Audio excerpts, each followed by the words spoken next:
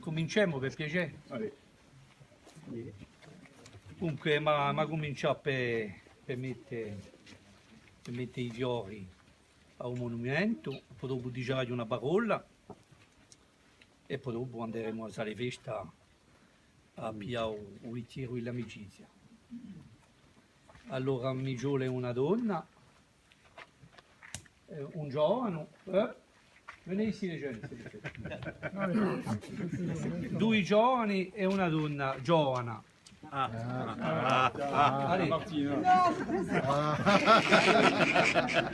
Allez, qui je vois 15 ans. Allez, Madame Foglionou, allez, Jeune, jeune. Allez, c'est les jeunes. Vous déposez la gerbe, s'il vous plaît. Allez, le dépôt de la gerbe.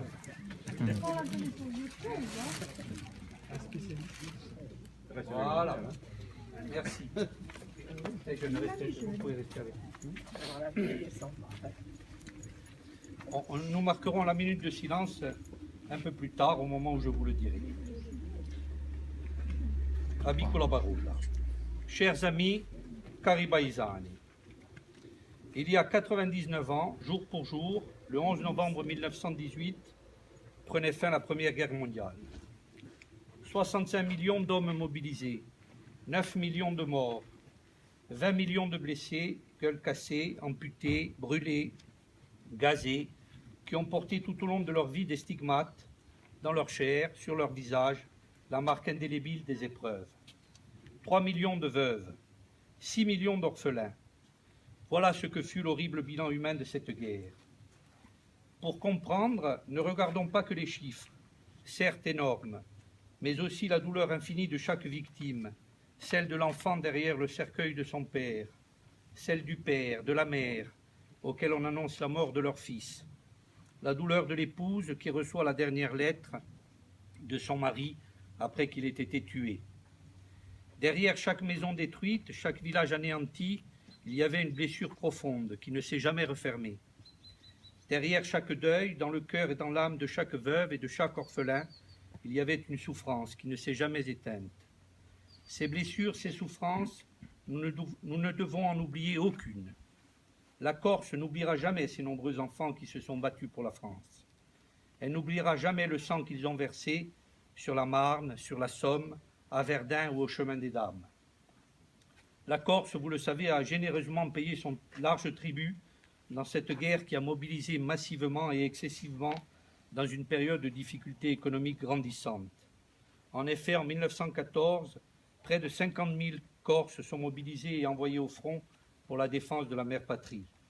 Par un décret spécial à la Corse, Georges Clemenceau, alors ministre de la Guerre, a fait mobiliser les hommes corses jusqu'aux hommes âgés de 46 à 48 ans, la plupart pères de famille et quelques-uns pères de 8 à 10 enfants, ce qui sera d'ailleurs décrié en 2000 par Michel Rocard, qui précisera que la France a mobilisé en Corse ce qu'elle n'a jamais osé faire sur le continent. Les parlementaires corses à l'époque se sont d'ailleurs emparés très vite, mais sans succès, de cette question de la levée en masse des insulaires. Le député Pierre-Ange, il télégraphiait alors au gouvernement. J'ai l'honneur de faire connaître au ministère de la Guerre les conditions anormales dans lesquelles s'est effectuée la mobilisation en Corse. Je vous serai reconnaissant en attendant le résultat de l'enquête ordonnée et qui justifiera entièrement nos allégations.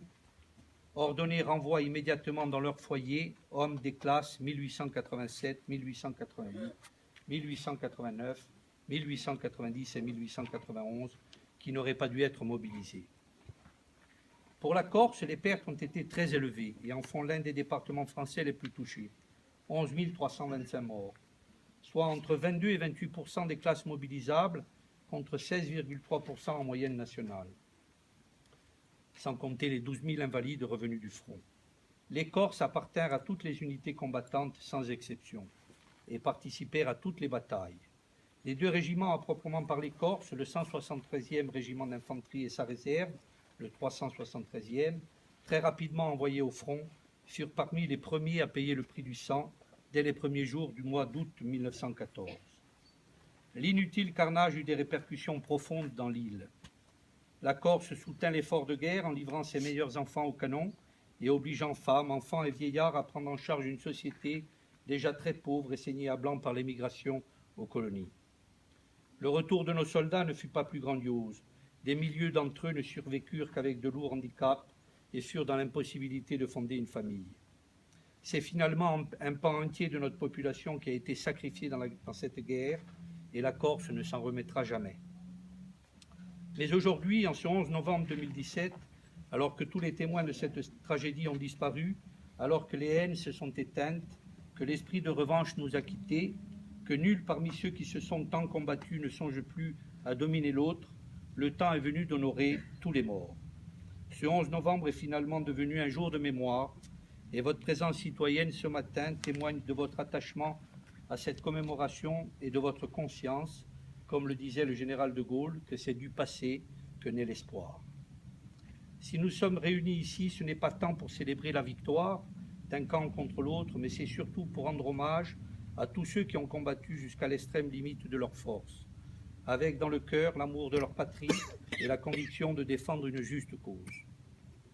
Si nous sommes réunis ici, c'est aussi pour tirer de ce qui s'est passé pendant ces 4 années terribles une leçon pour la conscience humaine, car cette guerre ne fit pas seulement peser une menace sur la vie et le bonheur de millions d'hommes et de femmes, elle fut le premier conflit qui, par son ampleur, menaça l'idée même d'humanité. Je vais terminer mon message en vous rappelant que toutes les familles de notre village ont été concernées par cette guerre.